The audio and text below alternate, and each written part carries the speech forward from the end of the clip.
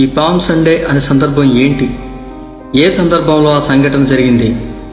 ఇప్పుడు మనం తెలుసుకుందాం.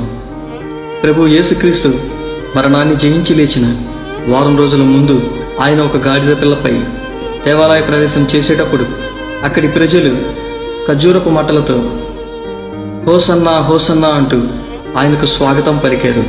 అక్కడి యూదా ప్రజలు కూడా వారిని పరిపాలించే రాజుగా భావించారు. కానీ తరువాతి వారంలో వారే మరలా ఆయనను సిలువ వేయమని చెప్పారు.